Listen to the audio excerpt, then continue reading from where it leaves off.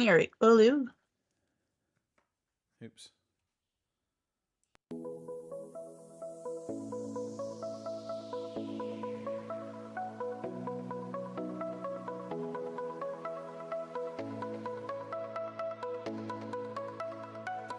Okay, it says we're live. Well, it did. No, wait. Well, it says we're live, but then it says offline, so confusion. Yeah.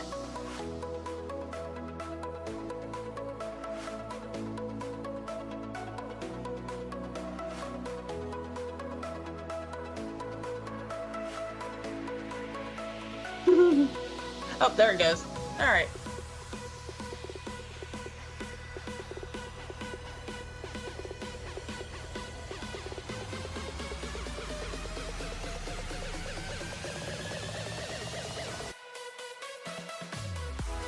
Okay, I can hear you, but I can hear me, but I can't hear you. If that, all right. Okay.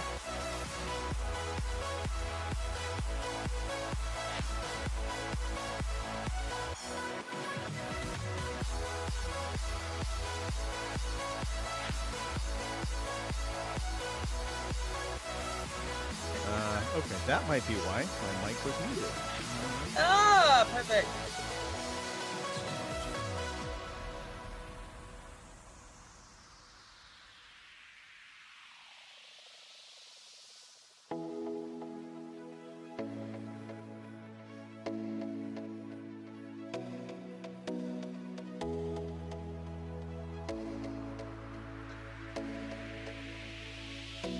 I'm just waiting for when I hear my voice.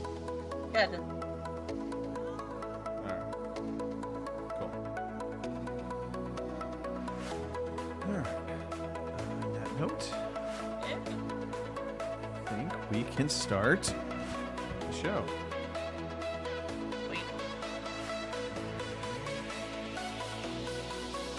Put my elbow on the doorknob. Not for a few years it hasn't. Damn it, Mark. Here we go.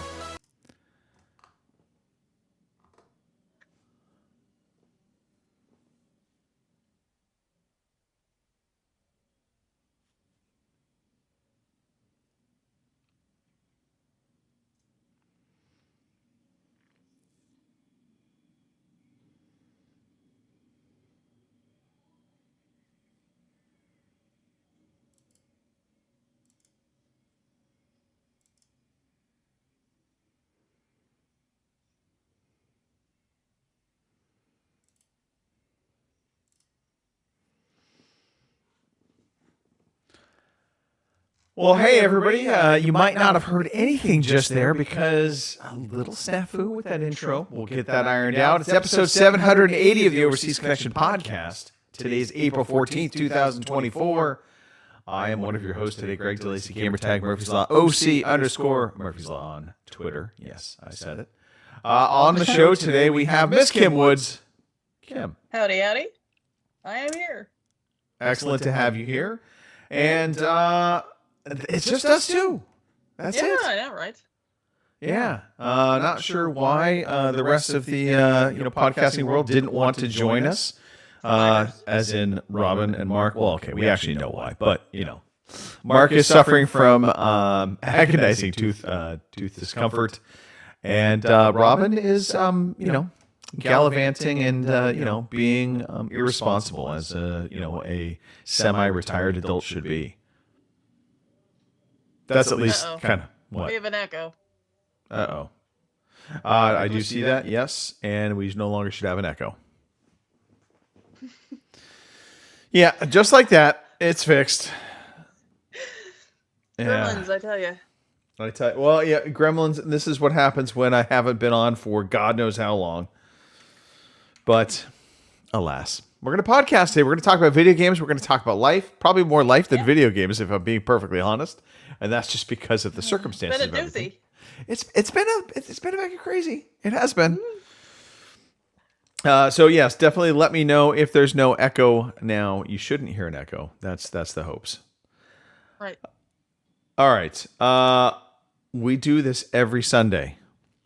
basically 12 p.m. on the West Coast. I don't care about any other time zone, but I will read a couple of the time zones just because. We are at 8 p.m. in the UK, 3 p.m. in the West Coast, or sorry, East Coast. God, I can't even talk. This, again, what happens when you take too much time off. And 2 p.m. out in the Central Time Zone, which is also known as Kansas City Time Zone, so I really hate it.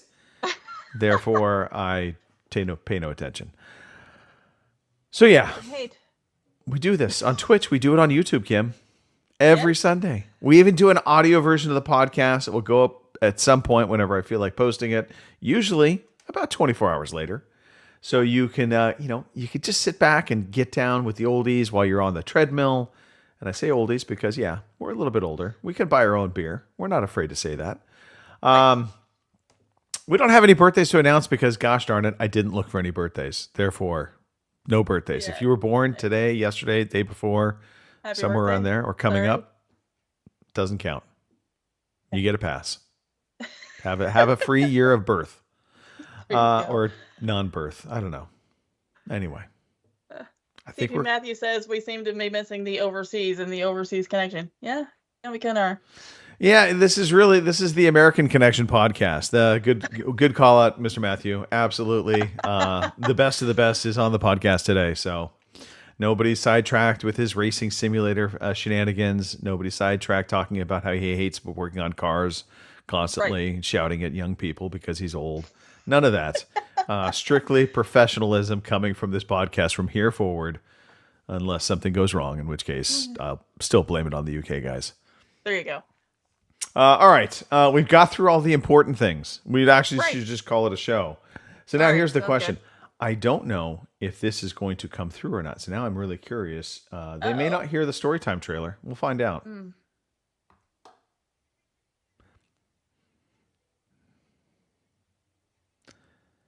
So yeah, they're not hearing nothing, and that's no fault of theirs. It's no fault of ours, technically speaking. I blame this now on Skype, the UK, Iran, Hamas.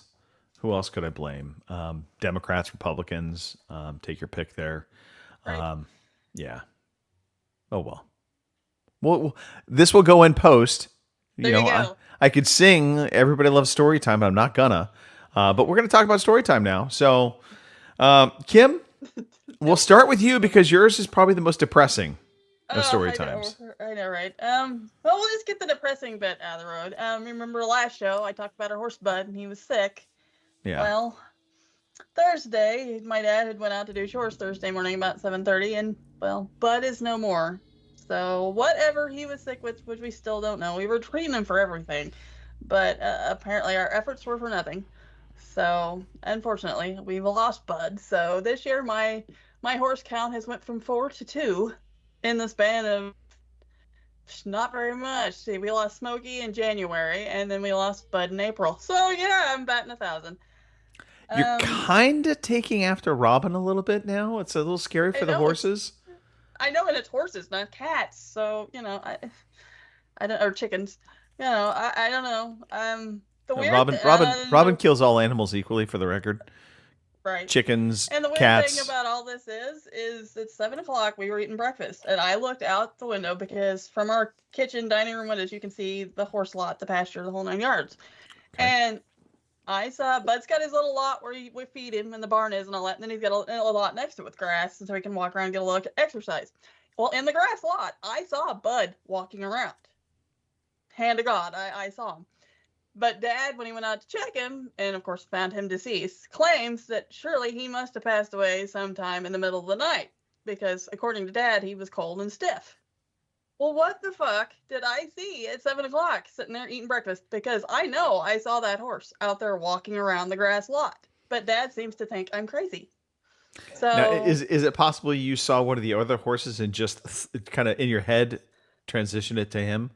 No, because Bud is a light-colored buckskin, and our other 2 horses are brown or bay-colored. So there's a definite color change there, and we only have the one buckskin.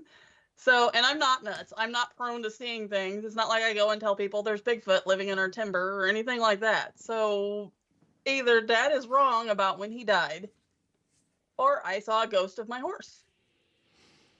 I mean, I which is lean very towards Dad potentially being wrong. well, that is my thing too. The only yeah. thing is, if he's wrong, at like 10 after 7, I saw him very much alive. Maybe not great, but he was alive. And then at 7:30, he was gone. So in that 20-minute time span, my horse just was gone. So it's very strange. Like I said, I can't convince my dad that, I actually saw the horse up and moving around before he went out and did chores. He thinks I'm off my fucking rocker, but I know what I Could it saw. be that it was like 6 a.m. and you thought it was 7 a.m.? Oh, no. Oh, all right. No, nothing like that. I wasn't drunk or anything like that, but yeah, no, like no I said, excessive drug use. no, nothing like that. Like I said, it's real strange. And a friend of mine was telling me, well, maybe you did see him, and he was giving you that one last, goodbye before he kicked off. So I don't know, and I can't talk about it too much because I'm going to start bawling here again. Because even though I hated that horse when we got him, I kind of got to attach to him. So. I think that's how we are with a lot of people in life. The people we start off hating, sometimes we just grow to they just grow on you, right? Right. Animals the same way. Right. So yeah. Well, I'm sorry. I'm sorry to hear the horse is no longer with you, and that's rough. Right. Well, and then that's the thing, because you're sitting there thinking, well, you just lost one in January, but he was approaching 30, which is pretty damned old for a horse. So I mean, for the last 2 years, we were kind of expecting him to go. That was not a surprise. This was a shock. So I was not expecting Dad to come back in and go, well, he's not there. And it's like, wait, what? I just, fed him last night and picked the cockleburrs out of his mane and everything else, and you're telling me he's gone? So yeah, it was a little rough. It still is kind of a little rough. And on top of that, it's Tony's horse. So, there was that. Yeah. So, of course, that night, Tony was out here after school, and he helped Dad take him off and bury him and all that stuff. So, yeah, it's rough, I'll tell you. I'm sorry. That is damned rough. Old nag. Anyway. All right. Well, let's transition to something that absolutely moves the needle in a very different direction. Talk to me about vacuums and mops. Okay, well, some happier news. I bought, because I got, we've got this big room that's got open, we're open floor plan. So we've got the living room, the dining room, and the kitchen. It's all one big, gigantic room, right? Okay. And I have to mop that thing at least twice a week. And I mean, I'm not going to complain, but, I have cerebral palsy. So mopping that big of a room twice a week, it can get to be kind of a pain in the ass. So I've watched these vacuum mop things. We've all seen them on TV where supposedly they'll vacuum and mop at the same time, yada, yada, yada. So I bought one just to see, because I thought, well, I was a little leery because I didn't want it to screw up my laminate floors, because I could already hear Dad if something happened and it leaked and all of a sudden we had to replace floors. But so far, so good. I got a Tineco. It's an S5 Extreme, whatever. I'm sorry, say you that. You can Google it. Tineco? Tineco, Tineco. I guess they're pretty well known, I guess. S5, you said?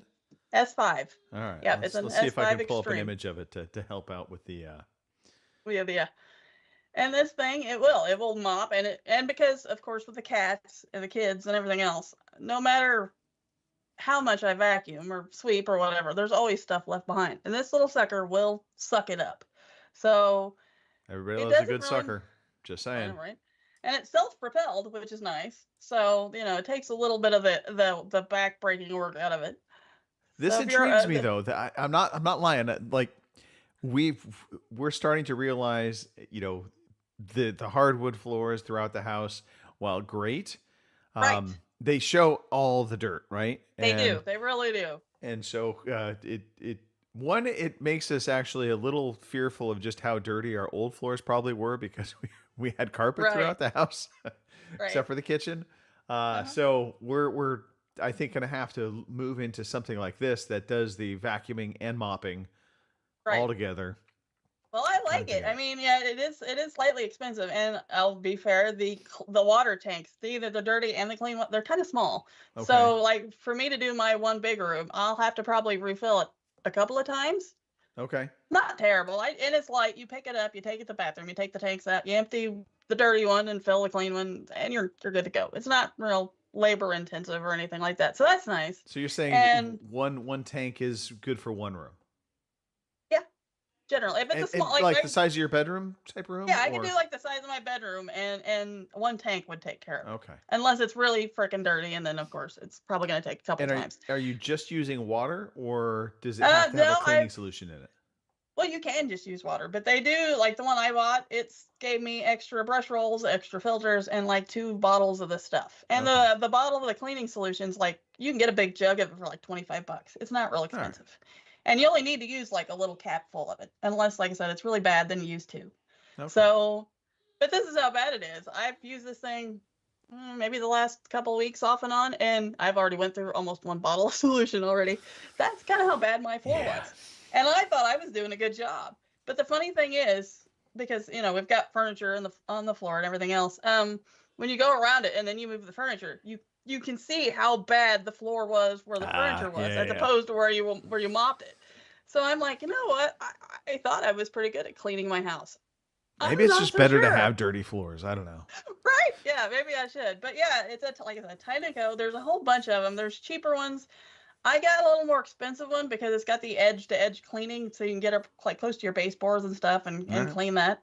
And but Kohl's had it on sale for like $300. I got it for $367, but it usually goes for like $550. So I thought I got a pretty good deal. So, and I got a load of extras with it.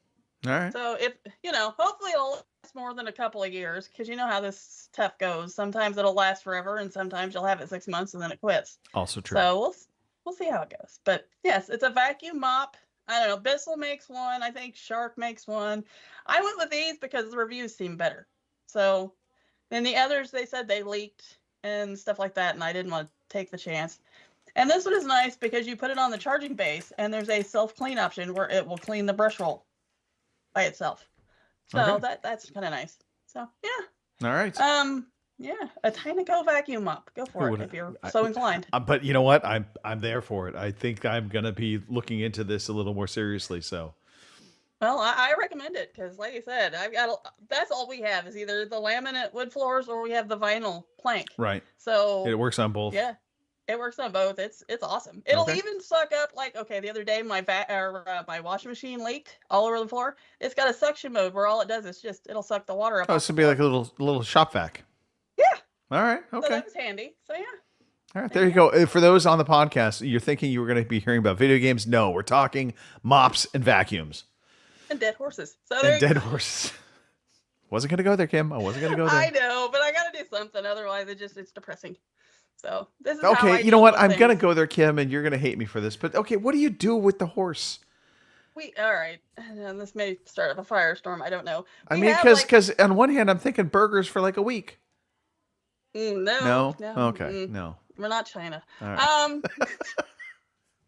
Anyway, we have this big hole, a ditch, basically what it is, and you haul them down there and put them in it, and you throw a little dirt, kind of like you would, it's kind of like a pre-dug, for lack of a better word, it's like a pre-dug grave, basically. You take them down there, and you throw a little sawdust and a little dirt over it, and well, there you go. So it's buried in the backyard, so to speak. Not the backyard, it's so to speak. In the pasture, I know. But yeah. Your backyard is a gigantic pasture, so This is true. Yeah. I've got 40 acres of backyard, I guess you'd say. So right. Who else have you buried back there? No comment. Anyway, I'm sure there's at least 1 or 2 raccoons. At least. Not buried in my backyard. I got a thing the other day, which also made me happy, and it's Godzilla. That is definitely Godzilla. Yep. It's a pop. It's not like an actual Godzilla thing because those things are expensive, and I know how some people are about pops, but I thought he was cute, so I got Godzilla. All right. I like Godzilla. Godzilla pop. All right. How much did Godzilla pop set you back? I'm curious. About $30 with shipping, because where I got it from, they had to charge me some shipping for it, so it's about $30. I didn't think it was too bad. I'm not gonna lie. I feel that kind of expensive for a pop. Right, but he's a big. I mean, comparatively, he's a big pop. He's a big pop. So, I mean, he was bigger than I thought he was going to be. And I know how people are about those pops. I think it's kind of fallen off over the years, but I don't know. I still kind of like them. But here's my question. Do you keep it in the box or do you take them out of the box? Because, see, obviously I took Godzilla out of the box because the box is screwed up. Okay. So this is going to be super controversial, but I mean, the collector would tell you, no, you got to keep it in the box. But look, you're getting these things to enjoy them. So I put them up on display. everything all my collectibles out of the boxes. No, I don't want it just to be in a box. I don't care. Good answer. I like that answer because I've got some that are still in the box, but I've debated several times. You know what? I kind of want to take them out of the box because who's to say mine is going to be worth anything in 20 years? You have hundreds of video games that say the same thing, Kim. Exactly. So, all right. So anyway, Godzilla out of the box. Yeah, Godzilla's out of the box. All right. But by the way, I tried to entice my wife to watch the new Godzilla. No. Ain't really? happening. Yeah, I'll be going. That'll be a solo trip to the movie theater for me, I'm sure. Aw. All right. Anything else, Kim? Nope, that's it for me. All right. My week has been interesting. Oh boy. And it's technically we got about 2 weeks worth of content here, so bear with people. By the way, real fast, shout out to Mr. CP Matthew in the house, as well as Boomer, hanging out, watching and live. James Bevan on YouTube. Yes. So we definitely appreciate everybody being in the house live. Okay, avocado revenge. Oh boy. So, okay, I made avocado pie way back and loved it. Great. Mm-hmm. And I was like, okay, I'm going to make avocado pie again. And I'll made it for when my mom and my mother-in-law came and visited the house at the same time, along with my aunt. That was all last weekend. It was crazy. Old ladies everywhere. So much estrogen. Oh my God. Grandma estrogen up the wazoo. Survived all of that. And Colin didn't eat any avocado pie while we were barbecuing and stuff. He went to bed early. And so I gave him a small little piece of avocado pie to take with him to school. Mm-hmm. Well, we get a phone call from school. He is throwing up all over the place. Now, that was the Monday after my mom and my aunt left. My wife was taking her mom back to her house. So she was gone. So I had to go get Colin by myself, get him home, all the while he is having dry heaves and throwing up a little bit here and there. So I pulled over 3 different times. He's throwing up into a bucket. Thank God I had the bucket. I got a bucket from school. So no throw up in the car, thankfully, all in the bucket. Probably the funniest moment was I realized I also had to stop and get gas. So I went to the Costco and go get gas in the Costco. I'm sitting there and as we're pulling out, he starts getting sick again. So I just go to a parking space. If you know Costco gas stations, they usually have some parking spaces right near the exit of where the Costco gas station is, but it's like the least desirable place to park because usually it's a little tough to back out, and it's also the furthest away from the store. So nobody parks there. Usually it's all wide open. I park there. He's throwing up in the bucket, and I look to my left, and there's like 6 spaces. And what happens? This lady pulls up right next to me, eating her like parfait yogurt thing that she bought from Costco. And I just look and I open up the door and I'm dumping barf out. Well, that's what you get for parking next to somebody. Anyway, so turns out Colin is allergic to avocados. I didn't know it was a thing. It's a thing. Right? So yeah, so no avocados for him moving forward, because this was actually technically the second time he got sick from eating avocados. And I didn't correlate the two from the first time. I just figured he had something that didn't agree with the stuff. Well, sure enough, that was true. It was avocados. So, oh boy. Yeah. Then last week, for Colin. and he recovered perfectly fine. Was good to go the next day. It ran its course. Was out in New York, New York City. Flew out Tuesday afternoon, and then flew back on Thursday night. I was out there for a work conference. So, the worst part about it was I flew in to really beautiful weather. It was like 70 degrees. It was gorgeous out in New York. And I was like, sweet. And I've totally forgot to check the weather because, of course, the next 2 days it started to rain and drizzle and all that good stuff. And I mean, I'm inside for a conference. So it wasn't that big of a deal, but getting to the conference, especially Thursday when I left, because I had the conference the full day. So I basically took my travel bags with me to the conference, and the conference unfortunately didn't have a hotel associated with it. So we were like a 5-minute walk away. So I'm walking out. It is just pouring rain. Thankfully, the hotel offered up umbrellas to their people that were staying at the hotel. Needless to say, I have a new umbrella because I didn't return. I just took it with me. Well, you know. Yeah. I think they expect that to happen, to be honest. They're not like the most high-end umbrellas you've ever seen.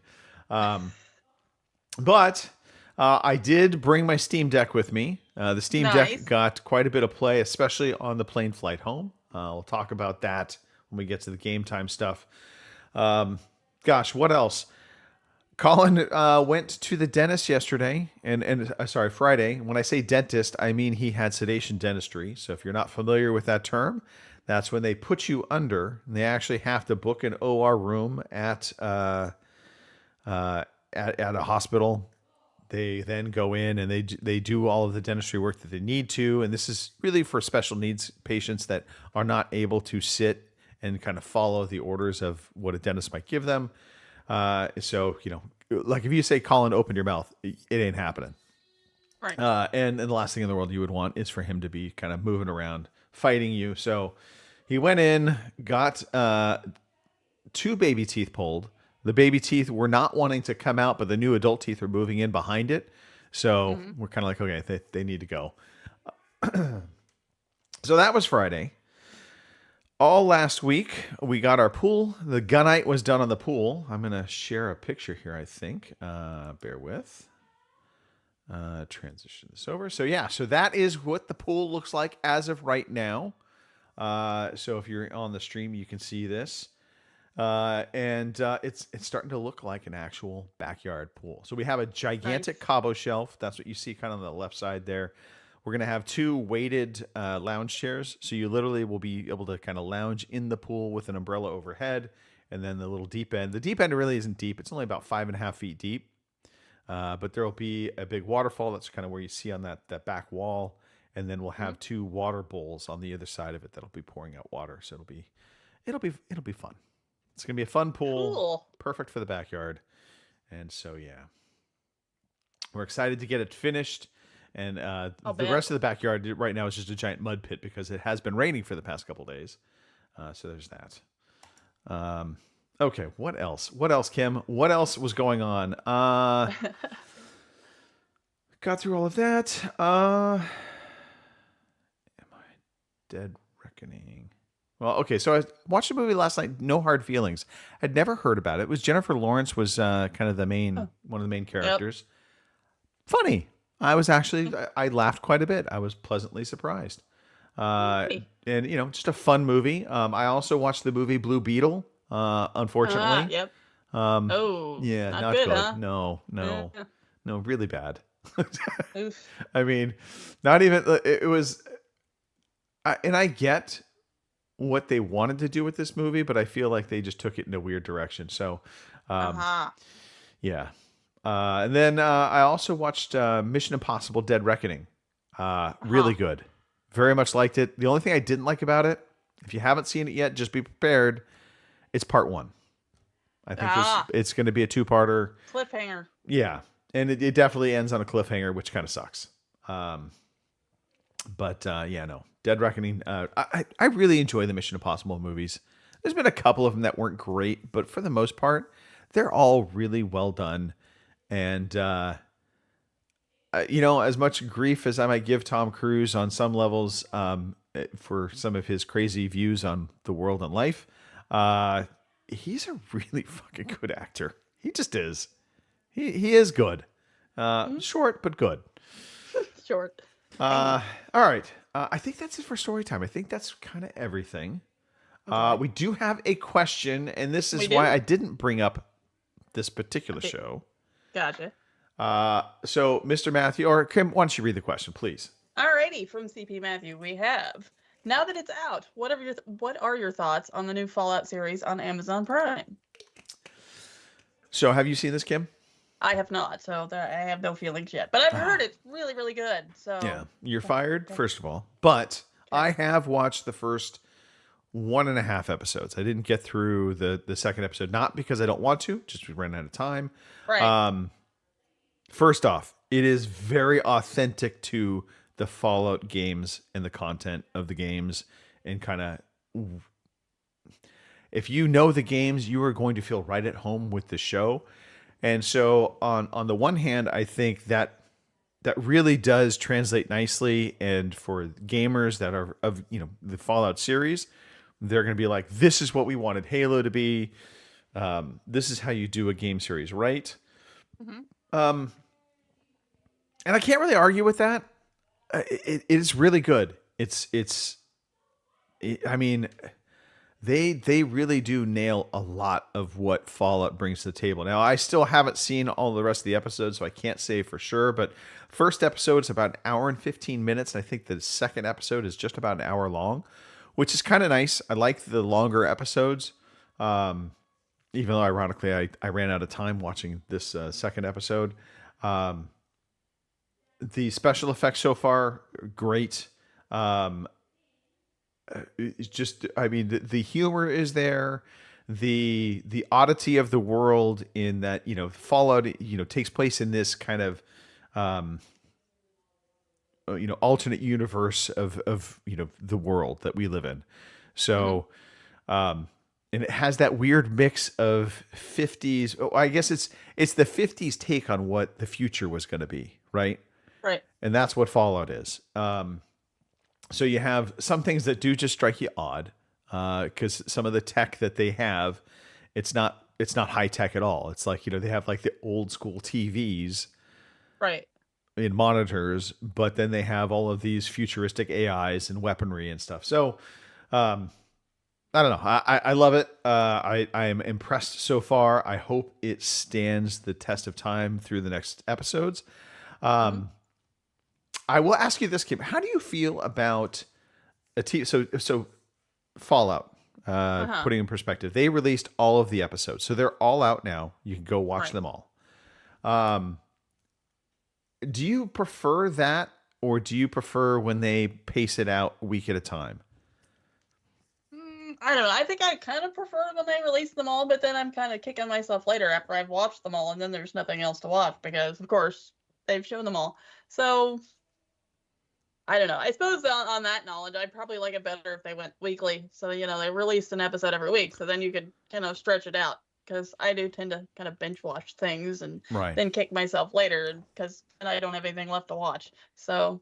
And it's an interesting tactic from Amazon, just as a kind of follow up to that. So they have kind of a pattern, I guess, on a lot of their TV series that the first season of them, they release all of the episodes at once. They did this, I guess, for The Boys, and a few of their other series. I think they didn't do it for Wheel of Time, but some of the kind of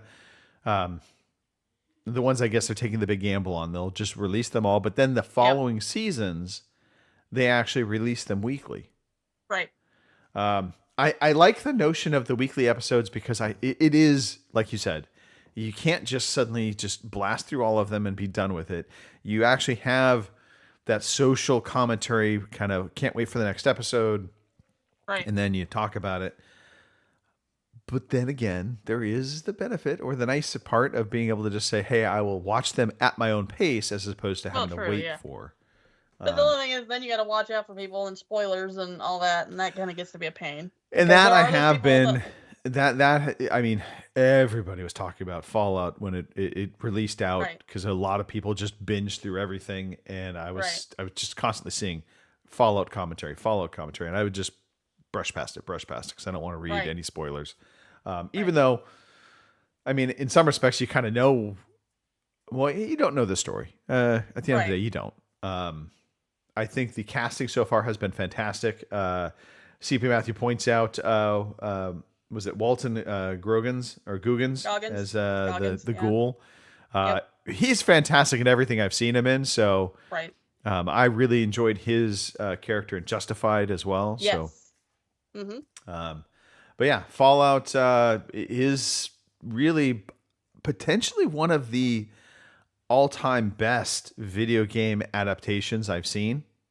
I think it actually might trump The Last of Us for sticking to all of it and really pulling it off well.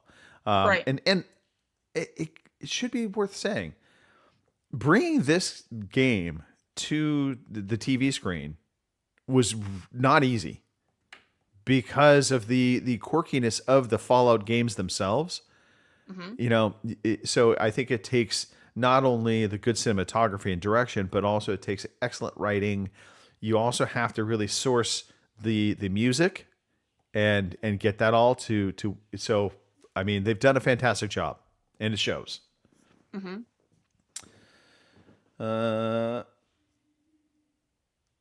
Yeah, Mr. Matthew, by the way, agreeing with you about the spoilers and binging. Mr. Matthew, I think we all agree Fallout is a runaway success.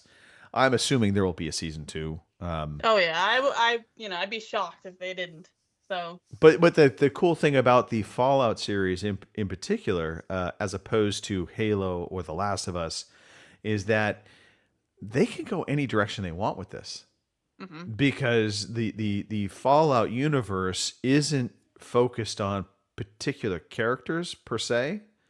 So you can create your own stories anywhere you want, and they can be creative. They can now, kind of go outside the lines of what, we've seen. They could take Fallout into other countries and kind of explore that. So yeah, no, I'm very excited for the future of that franchise in particular, and I'm sure Microsoft is quite happy, based on this one being such a hit, whereas Halo, its reception was pretty mixed when it first came out. Right. Although, I mean, come on, who doesn't really want to see Master Cheeks? Okay. You got me. Mr. Matthew threw out the question. I'm curious if they will show VATS on screen. So far, the music has been from Fallout 3, Fallout New Vegas, and Fallout 4. I thought at one point they did show the VATS system. I thought I saw one of the characters when they were the Brotherhood of Steel. When they're in the mech, I could have swore I saw him dial up the VATS system, but I might be misremembering. I'm going to have to kind of rewatch episode 2 from the start, just because it was on. I was watching it pretty late at night, and so you never know. But I want to say that's what I saw.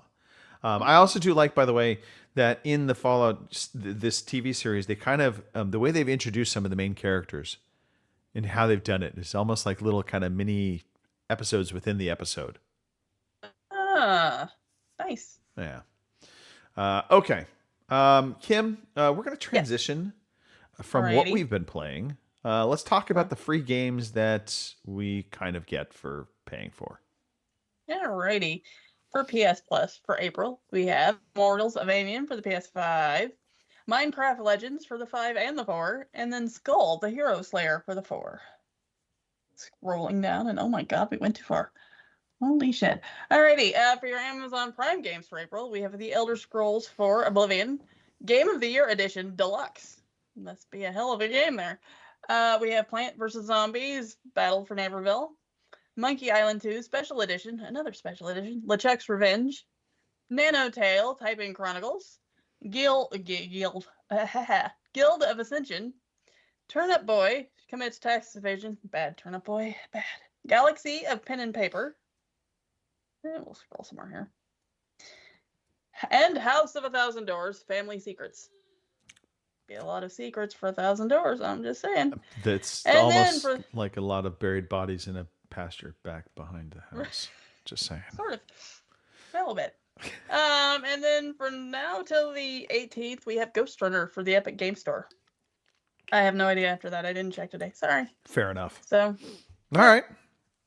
I'm going to forgo the sound effects because they're not going to work anyway, damn it. Right. All right. We're the only ones going to hear it. I know nobody's going to hear it. We're not even going to do the pregnant pause. We're just going to dive into it, Kim. What have you been playing this past week? Alrighty. Not a whole heck of a lot, but I do have one here that might surprise you, and that is Halo Fiesta Slayer customer games. Because, well, I had both my nephews here yesterday, and Owen is getting to be like Anthony. He wants to play too. So we couldn't play Battlefield because they can't split screen that. Well, apparently you're supposed to be able to split screen Halo, but they couldn't figure that out either yesterday. So they just ended up taking turns. So me, Anthony, Owen, and Boomer all played Fiesta on Halo yesterday. Nice. And we played it for, I don't know, quite a few hours. I don't know. We played it for a while, enough that I even got an achievement for throwing the grenade. They, what was it? I blasted the grenade back to them or something like that. And anyway, I got an achievement for it. So, I don't know. I like it. I'm not a big, gigantic Halo fan, but I do like playing Fiesta. I don't know why that is. Maybe it's your fault. But I'll take credit for that. Well, I mean, Halo Fiesta, for those that aren't familiar with it, and they've got Super Fiesta and Fiesta. They're two different kind of variations of the same game mode. But basically, every time you die, you respawn with a different weapon set. And I think because it's not a... I think in past Halo games, when you're playing a Slayer match where you have power weapons on the map, the rocket launcher, the sniper rifle, those game modes really require a knowledge of the map. You need to know where those weapons appear, and you have to pay attention to the timing of them. So this way you get to them before the enemy gets to them. Here, it's just a random draw. You may get a rocket launcher, you may not. And so it feels, in some respects, more fair because you're not, it's not you're just getting screwed by somebody on the map knowing the map better than you. Some people would argue that's maybe not fair. Maybe it is more fair because you know the map better. You can, I don't know. I will say though, you will get into loops sometimes where you're playing against another team and you feel like all they ever get are rocket launchers and you never spawn with one the entire match. But the good news was we were playing against bots, so it didn't really matter. But and the bots are surprisingly competent. Yes, because we were playing with them on recruit mode, and they were still kicking, well, at least my ass anyway. So but it was fun. Anytime I can get my hands on a gravity hammer, I'm happy because that thing, I tell you what. Oh yeah, the gravity hammer. I was just going to town with it, and knocking people out left and right. So. It is a little overpowered, especially when you get into Super Fiesta mode. I mean, you don't even have to be close to the person, and you're able to kill them. Out. Yeah. Oh yeah. Yeah, Anthony was getting mad at that, and I had the little grapple thing where I could send it out, and I could grapple close to him and, kill him, and he didn't like that either. So eventually we took pity on Tony and put him on her, because for a while it was me and Boomer against Tony and a bot, because I couldn't figure out at the time I could put Tony on our team and then just play against bots, but I eventually figured it out. So there for a little bit, poor Tony was getting his butt kicked. But he's pretty good, too. So, I mean, he was coming back and getting us pretty well, too. So now poor Owen just didn't have a clue, and, well... He was just an easy kill. So, but he's 4. What do you expect? Owen.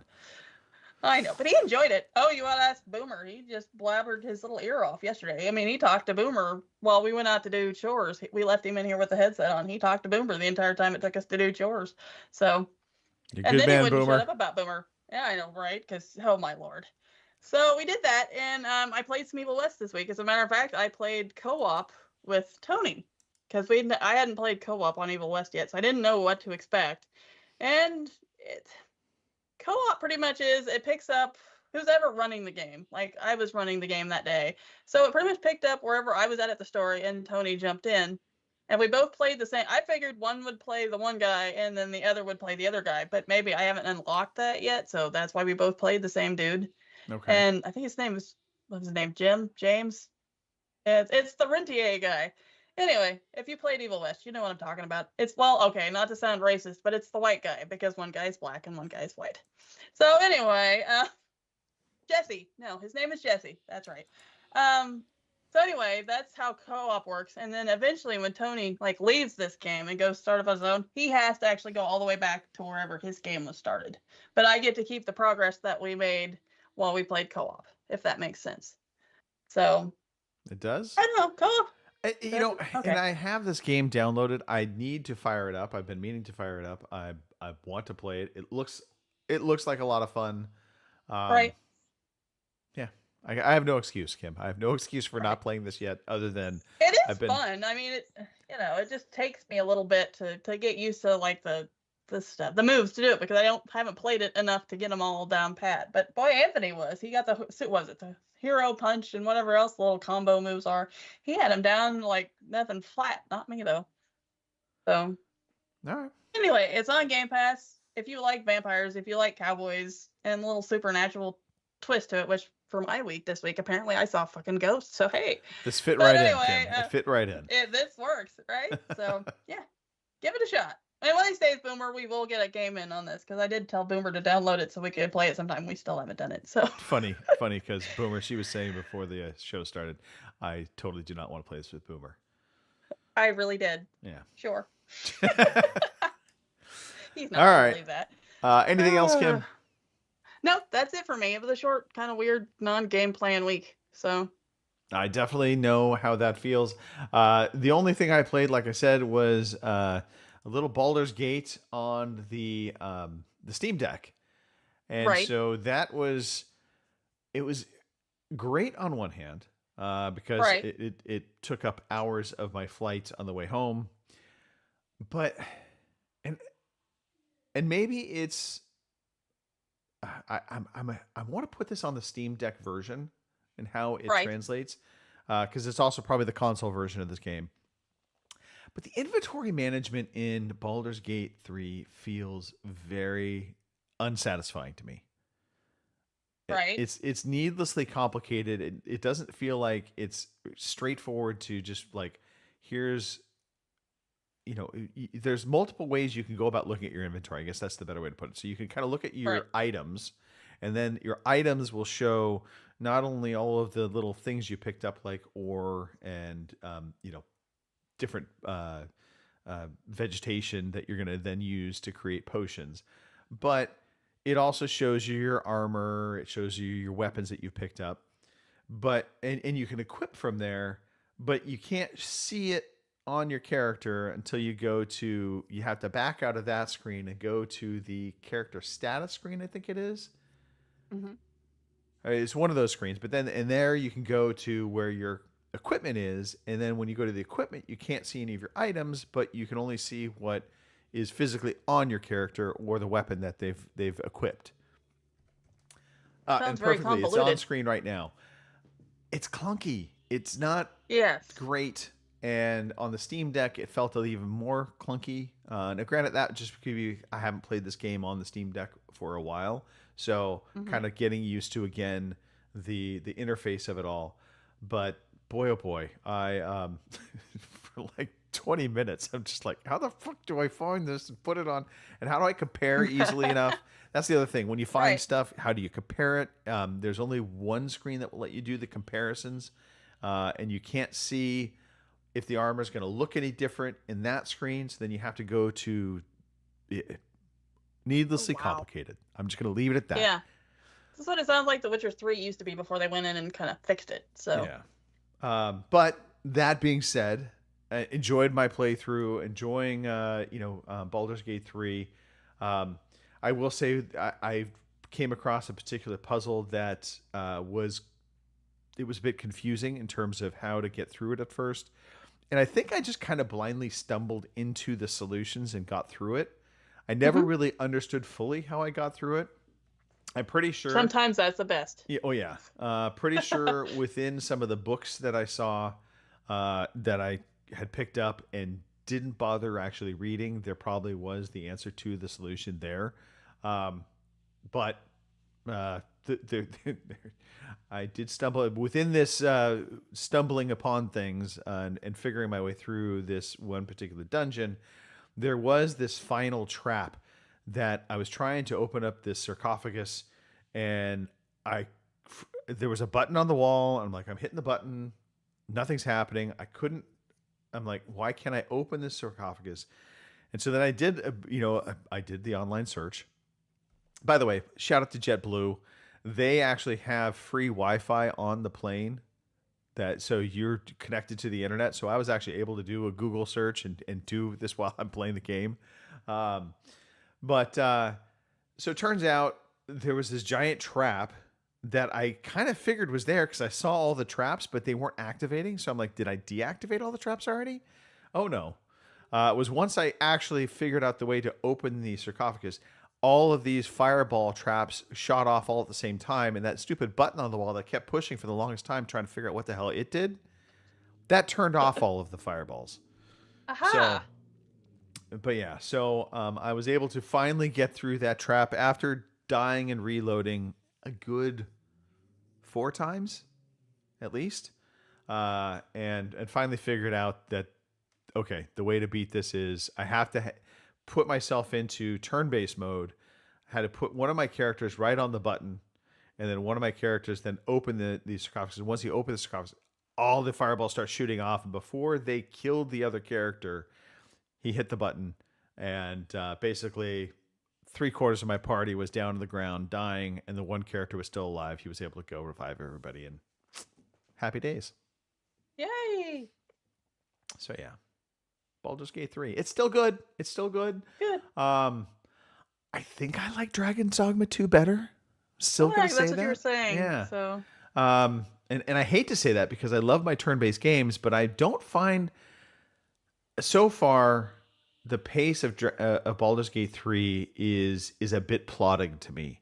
Now, Right. I had the same problem with Divinity Original Sin 1 and 2. Yeah.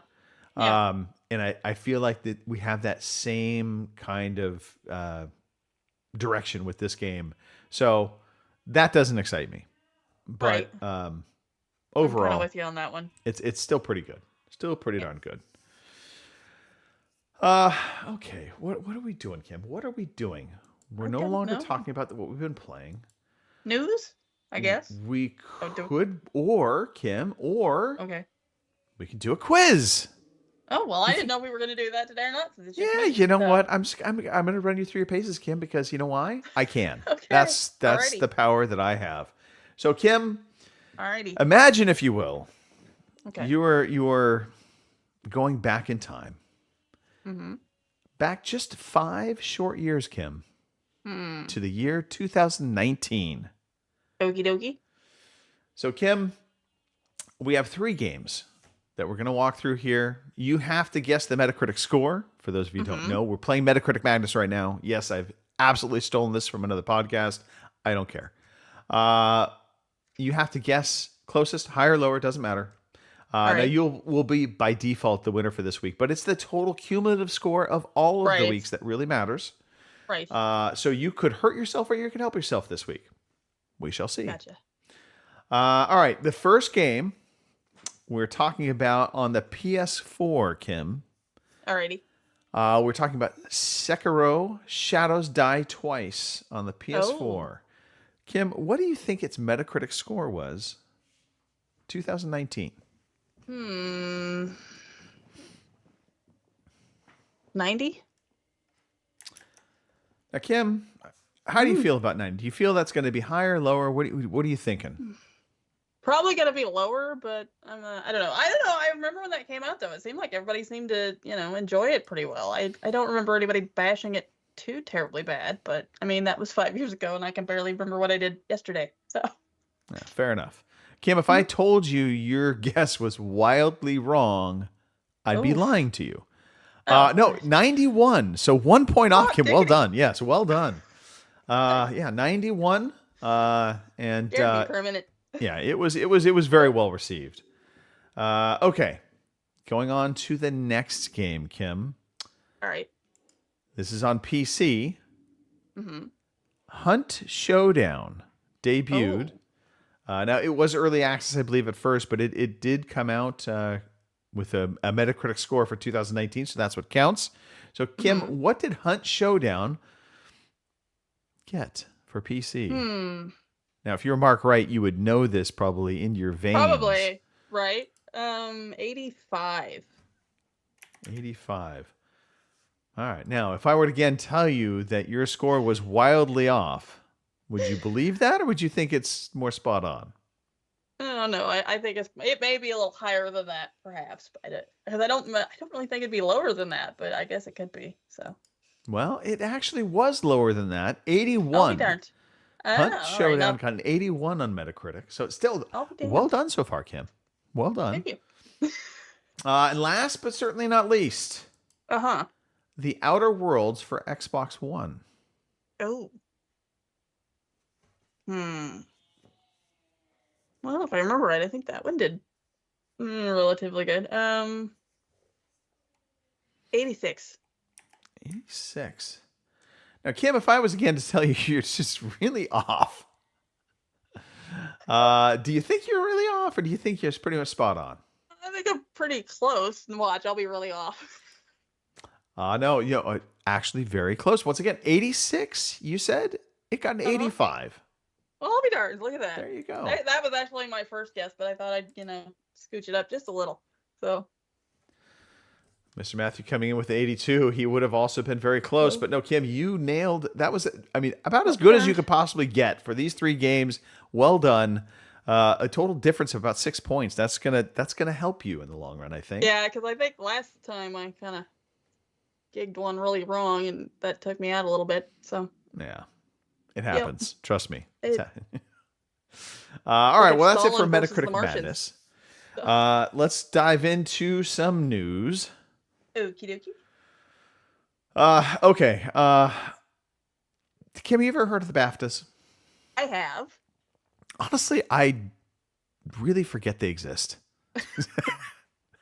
It's shameful, but I do. It's not the Oscars. They don't quite get the fanfare that some of the other game awards get. It's not the Video Game Awards. It's we don't have Jeff Keighley beating us over the head with them, so maybe that's why we don't. Also true. And honestly, it's not the DICE Awards. Now, the BAFTA is more than just video games, mind you. Right. But they do a Game Awards every year. So they did the BAFTA Awards just recently, and I have the full list of everything that won and what it won. So best debut game was Venba. Never heard of it, for the record. I think it's on Game Pass. Okay, fantastic. Best debut game was Venba. Audio achievement, Alan Wake 2. Okay, yeah. All right. I question this a little bit, but best multiplayer, Super Mario Brothers Wonder. Really? I guess. Okay. Not for me, but all right. Best evolving game was Cyberpunk 2077. I could buy into that. Yeah. It has evolved over time in a positive way. Now, considering when it came out and everything, everybody trashed it, and now look at it. So true, very true. Turned it around. Best game design, Dave the Diver. I've heard of this. I think it's on PSN right now, or PSN Plus. I believe so. I know I bought it for Mark on Steam, but other than that, I didn't really see where there was a whole lot of interesting design to it. But all right, what do I know? Now, this next award says a lot about the country that it's representing. Best British game, Viewfinder. Is that the thing you wear on your face? That's what I'm saying. That's just, it was not the Viewfinder. That's your best game. Come on, Britain. Come on. Artistic achievement went to Alan Wake 2. Best new intellectual property is a Viewfinder. Honestly, not a new intellectual property. We had Viewfinders back when I was like 8 years old. Right. Yeah. Best narrative was Baldur's Gate 3. They gave a special award for special effect. I don't know. Go figure. Performer in a supporting was that role. Charity or something else? That might be. Okay. That might be special effect. Well done, Kim. That actually is a charity for special needs. Yeah. So yes, they got a special award for being special. There you go. Best performer in a supporting role was Andrew Wincott in Baldur's Gate 3. I believe he plays the thief with the white hair. Oh. So I could totally see that. Well done. Best family game was Super Mario Brothers Wonder. Okay, that makes more sense to me. Not so much multiplayer. EE player choice. I don't know what that means. Either way, Baldur's Gate 3 player choice award. Best animation, Hi-Fi Rush. Nice. Best music, Baldur's Gate 3. Okay, I guess. I really don't pay attention to the music in that game, so Um, Game Beyond Entertainment, Tichia. Okay, I don't know. Huh. I don't know what it Okay. does beyond it being entertaining. Okay. Technical achievement went to The Legend of Zelda: Tears of the Kingdom. Performer in a lead role was Najee Jeter from Marvel's Spider-Man 2. Okay. And then best game, drum roll, Baldur's Gate 3. Nice. So there we go. Yeah, it's a couple weird ones in there, but again, Viewfinder being best from Britain. Come on. Right. I had a Viewfinder as a child. I loved it So did I. for all of like a month. Right. Immortals Avium Studio has reportedly furloughed the majority of its staff. This is pretty Ouch. disappointing to hear. Right. So Ascendant Studios has furloughed the majority of their staff, said Mornis, who left the studio last summer to join Phoenix Labs. Said, I can't imagine what that would be like, as that is worse than getting laid off. So furloughed basically is an imposed leave of absence from work, which is typically unpaid. While employees technically keep their jobs and are expected to return to work at some point, it means they don't qualify for things like severance pay. Ouch. Carpenter said this lines up with what I've heard at Immortals of Avium developer Ascendant Studios, that a large portion of the staff was recently furloughed. They haven't been able to confirm the number, and Ascendant hasn't responded to multiple requests for comment. Ouch. Total bummer. This game came out, I want to say in August last year, maybe it was July, and it just came out to a wet thud. Nobody was excited for it, and I think mostly because you had Baldur's Gate 3 that was coming out, and then you also had Starfield coming out, and it just it fell into the buzzsaw of those two games, and unfortunately, because of that, and not hitting any kind of sales, it tanked. That That's impacts. probably why it's on PS Plus this month. So. Yeah, I fully expect it'll come to Game Pass at some point too. They're going to try and get whatever they can from subscription services now. Okay, so thinking of a game that has not bombed and likely will not bomb, but who knows? Because we'll talk about this a little bit more depth. Star Wars Outlaws. They got a new story trailer. It also got oops, I don't want to do that. I want to transition us to the news. I meant to do that earlier. Anyway, they have gone live with their pre-orders, Kim. So there's 3 editions. There's the standard base game. And these all 3 will be coming out, by the way, August 30th of this year. So kind of excited for this. So the Star Wars Gold Edition includes the base game, a season pass including 2 narrative expansions, an exclusive Jabba's Gambit mission available at launch, and a character cosmetic pack. Boy. Also, you will get up to 3 whole days of early access to the game. That's for the Gold Edition. Now, you want to take your game to the next level. You want to get the Ultimate Edition, Kim, because this game, the Ultimate Edition, includes your base game, the season pass including 2 narrative expansions, an exclusive Jabba's Gambit mission available at launch, and a character cosmetic pack. Also, Sabak Shark Bundle. You also get the Rogue Infiltrator Bundle, a digital art book, and again, up to 3 massively long days of early access to the game. Yeehaw. Now, here's where the rub gets a little bit harsh. Rubby? Yeah, it gets a little rubby. That's good. The rub is rubby. The base game will debut at $69.99 US, so $70 game. Not shocking there. No. We've kind of come to expect the $70 game these days. The Gold Edition, however, will set you back $109.99.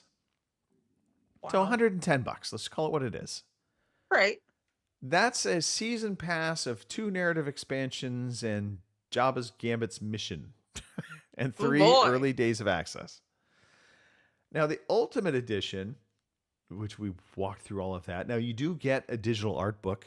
So not even a physical book. There's nothing physical about any of this. Yeah, there's no collectible of any kind. No collectible at all. Ultimate Edition $129.99 US. So Jeebity Christmas. $130 for that Ultimate Premium, and there's just you can't even put anything on your. There's not even a steel book. Nothing. Right. No. Yeah, it's getting nutty, isn't it? Yeah, it does. I feel like EA is a bit over their skis on this, and Right. I mean, I guess the benefit to this, I don't want to say to be fair, but the benefit of what they've done here is, should those Ultimate Editions and the Gold Editions fall flat on their face and nobody's buying them, they're just buying the base game. Mm-hmm. They're not really out anything. Right. You know, this is all content they're still going to be releasing. You'll still be able to buy it eventually. So, Yeah. I hate it though. I hate. Well, yeah, because I'm sitting there looking at this for $130, and you don't have, like you said, you don't have anything you can put on your shelf for show off. Right. And I spent $200 when Witcher 3 come out, and I got the big Witcher fighting the Griffin statue and Right. a bunch of other stuff that came along with it for $200. On top of the game. So yeah, it's a little it's definitely disappointing. So Yeah, Mr. and Matthew. the whole. The whole 3 days of early access. Well, if you're me, you're lucky if you're going to get on them 3 days of early access to do anything. So I mean, if it was 5, I'd totally be on board, but it's only 3. Right. I did buy early access for the Starfield game, I did but for again, Diablo, but it didn't do me any good. well, and the tale of two things. So I got the early access for Diablo 2. Thanks, Mark, because he bought the premium edition with me, and then we had to buy it again because he freaked out for all of an hour. Right. But then for Starfield, what was nice was with Game Pass, you could buy kind of the early access version of it for like $30, and it would bump you up. And so I did that. But yeah, $130 for an all digital game just feels dirty. Yes. Not a fan. Yes, it does. And Mr. Matthew also was suckered by Starfield. Yeah. Yeah. And as far as how fast we stopped talking about Starfield, I think it took about a month. And Right. that's a single player game's life cycle though. Multiplayer games, they do have that longer tail, typically. All right. But even still, unless you've got to be the few that are capturing the zeitgeist for that year. Call of Duty seems to be able to do it year in and year out. Halo has had, and it doesn't change. Yeah, that's the thing. It just Battlefield to a degree too. But then who else are you talking about multiplayer wise? Right. Helldivers 2, I guess. suppose, right now is kind of having that success. But even that, I feel like I don't hear people talking about it nearly as much anymore. Right. So it ebbs and it flows. Yep. Agreed. Okay. A couple other headlines, and these are just headlines. We could talk about them. This first one in particular. Okay. Former Blizzard boss suggests players should be able to tip devs after finishing a game. So this is an interesting idea. He was kind of saying, sometimes when I get done playing a game, especially if it was offered up on one of these subscription services, I wouldn't mind being able to tip the dev. And on the surface, I get what he's trying to say. Right. But then I kind of go to the notion of, who's that tip going to? Right. It's not going to the devs that are making the game. It really isn't going to go to them. It's going to go line the pockets of whatever company made that game. Mm-hmm. It's not like being able to tip your barista a buck or two for making your coffee. Right. So I get I get the notion of it. I think for indie games, maybe this could make some sense. Mm-hmm. But even that, I'm kind of like, well, price your game out accordingly. You're going to get the sales, and you'll prosper from that point on. Right. I don't want to go down this rabbit hole of then having some expectations of tipping on video games. It's just kind of silly. So right. I don't go to a movie theater and walk out of the movie theater thinking, God, that was really good. I wish I could give the studio $10 more. Money. Yeah. So yeah, no to that. I understand. So on the heels of the success of the Fallout TV show, we did get an update on the Fallout 4 current gen upgrade It's coming this month. So Oh, good. Fallout Because 4 somebody is told me I should play Fallout 4, so this'll work. is going to get Yeah. a nice 4K upgrade, and I'm not sure. I think it goes 60 frame upgrade as well as 4K. They're going to probably do some other. There'll be other patches within it, but I kind of want to go back to Fallout 4. I'm not going to lie. Yeah. Because of the TV show, so it Right. does have me thinking about that. Ah. And then, unfortunately, if you were hoping on the success of Dead Space, the remake, that we might be getting a Dead Space 2 remake, you're not gonna likely get that because, unfortunately, reportedly that project has been shelved because of the lackluster sales for the first game. Oh, So ouch. the Dead Space remake was highly critically acclaimed. Everybody loved it. Supposedly, nobody bought it. Yeah, You'll have that. I'm not gonna lie. It's on Game Pass, so I didn't buy it. Right? Yeah, I don't but, blame I you. mean I'm they the got some same money way. from Game Pass, so there's at least that. But Right. but again, it came to Game Pass likely because it was not selling on the surface. Right. Okay, that's it for the news. All right, let's transition to some new releases. I was just reading some of the comments, Mr. Matthew, Uh-huh. talking about people still talking about Skyrim all these years later. I don't think they're talking about it nearly as much as they used to, and I think maybe the only Skyrim conversations I'm hearing about are when we're talking about what Starfield didn't do, Or if they're releasing Dragon's another Dogma. Skyrim. Well, Dragon's Dogma 2, people are like, well, it's kind of like a cross between Skyrim and Right. Souls games. So Right. Anyway, all right, let's move on, Kim. Let's All talk about right. new releases. Alrighty, your new releases for April 14th through the 21st are Outer Terror for the PS5, Xbox Series X and S, PS4, Xbox One, and Switch, April 12th. Dave the Diver for PS4 and PS5, April 16th. As a matter of fact, like I said, it's on PS Plus or whatever now. So there you go. Grounded for the PS5, PS4, and Switch on the 16th. Harold Halibut. Yep, I don't know about a fish or what. But anyway, PS5, Xbox Series X and S, PC on the 16th, and it's also going to be on Game Pass. Okay. So I do know that much because I've seen it on there. So I do like that you wondered if it was about a fish. well, halibut. I'm going to say it's about a fish. We'll see. Alrighty, Planet of Lana for the PS5, PS4, and Switch, April 16th.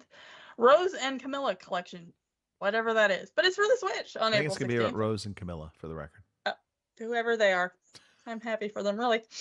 Reigns Beyond, all over the Switch and PC, April 17th. Final Fantasy 16, The Rising Tide, PlayStation 5, April 18th.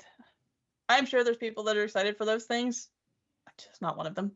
But this one surprises me because I was expecting it to come out to consoles already too, but I guess not. No Rest for the Wicked on PC, April 18th. So if it works with the Steam Deck, I may buy it for that. Okay. Yeah. I know there's some that are looking forward to that one, so. But total side note, the Final Fantasy 16 comment was worthy. I appreciate what you're saying because I'm right there with you. But apparently Final Fantasy 7, the episode 3, if you're waiting for that, you've got about 3 years. Supposedly they're going to try and get that out within the next 3 years. That's the desire.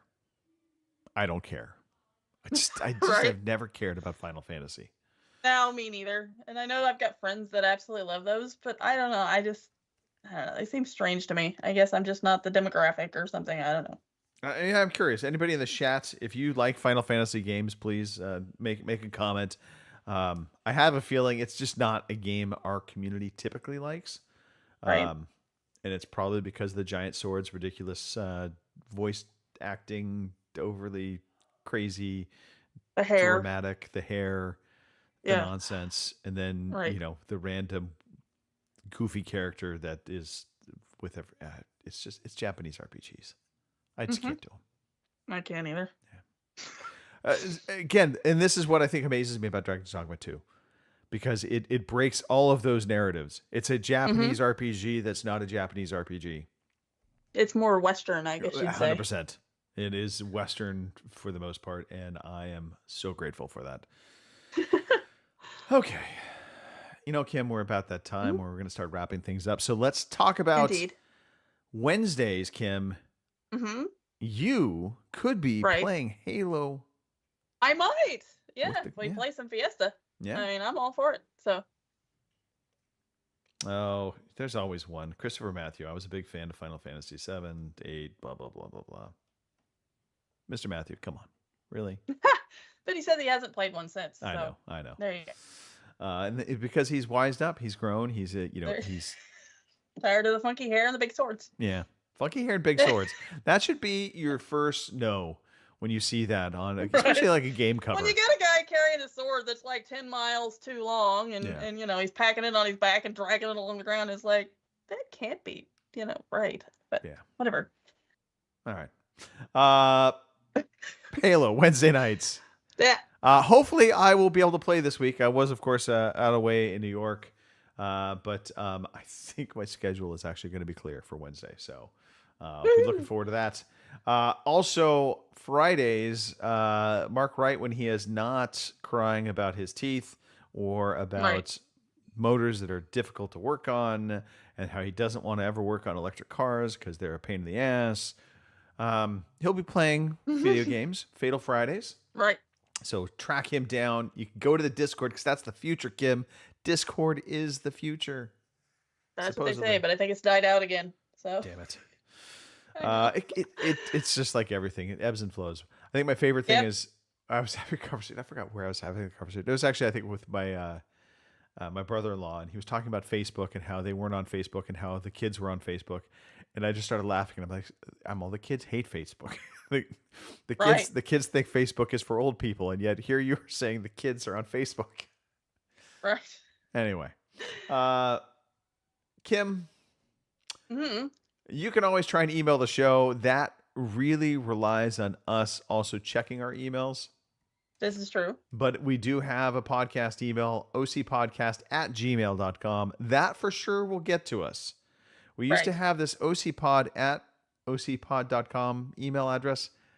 Don't trust that anymore, so no. ocpodcast@gmail.com. That for sure will get to us, and we'll rely on some racing simulator dude to make sure the email is working.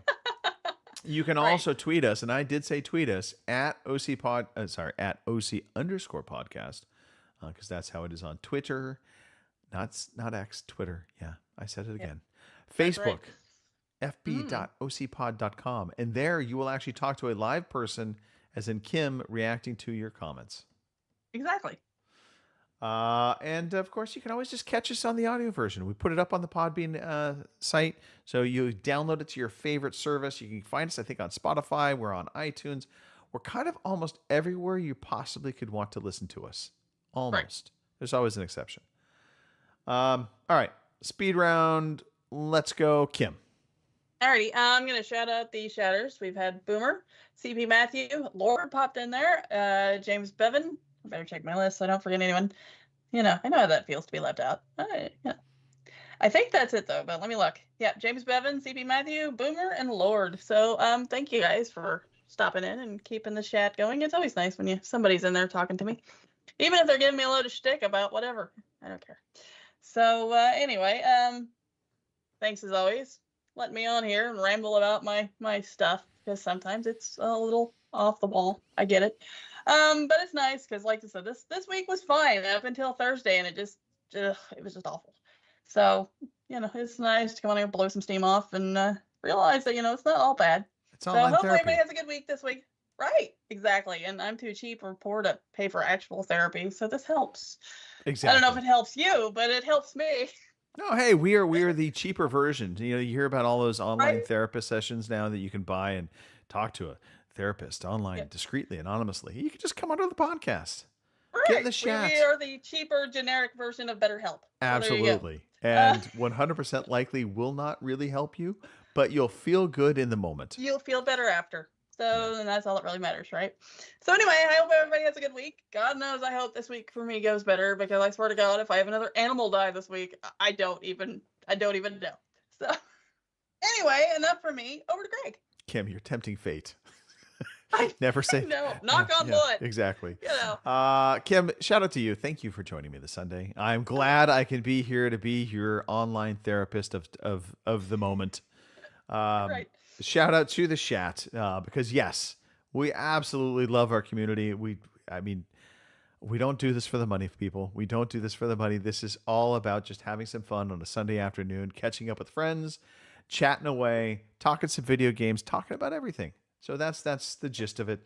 Shout out to New York. You spared me this trip. I did not see one rat while I was in New York. And trust me, Damn. my boss, who was the same boss that last time I was in New York, tried to get me to see a rat, and we finally saw one like on the last night I was there. This time he took me to all of those same places. And he's like, he said, we've got to see at least one more rat.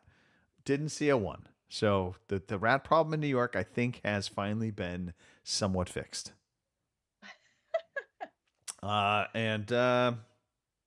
think that's it. I think shout out Avocado Pie. I loved you while you were good, and never again. Sadly, Avocado Pie has seen its last iteration in my household. At least for Colin, anyway. You Yeah. know. Oh, for sure for Colin. Oh my God, so much puke everywhere. Poor fella. Anyway, Oh, all right. Yeah, no fun. That's it. I'm going to play some outro music now that nobody is going to hear. You're welcome. And we'll just close the show out once it's done. But thanks, everybody. Come back next week. We'll be back. Bye.